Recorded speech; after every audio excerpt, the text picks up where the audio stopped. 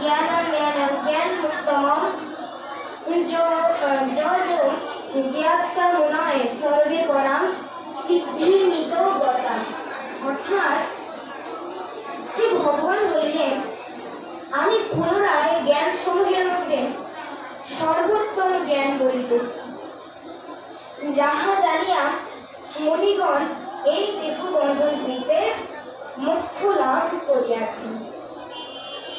ইদং জ্ঞানম আশ্রিত মম সাধর্মমাদত স্বর্গে গোপী নবজায়ন্তে প্রয়ালন ব্যথিত।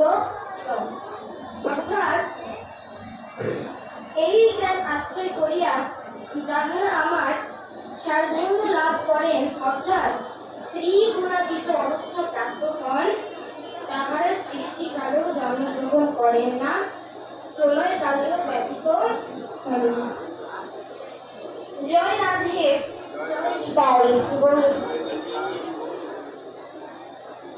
শ্রদ্ধেয় সুধী মহতি ভাগবতগণ, দেখুন গুণত্রয় বিভাগ যোগ।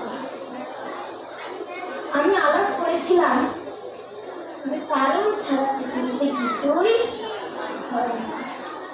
যার উদাহরণ দিয়েছিলাম, যেমন কলিযুগে আমার মতো ওষুধের বেহাল অবস্থা ঠিক করার জন্য আমাদেরকে কৃষ্ণ নামের প্রতি একটা গতি করার জন্য মহাপ্রভুর আবির্ভাব হয়েছে।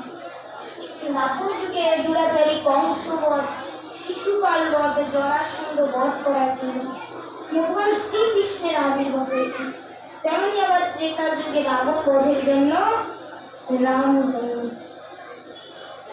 ঠিক তেমনি বিশ্বদূতপাল মহামণি যে 18টি অধ্যায়ের নামকরণ করেছেন, এর পিছনে একটি সার্থকতা অবশ্যই আছে। তো এই চতুর্দশ অধ্যায় গুণত্রয় বিভাগ, অর্থাৎ 3টি গুণ।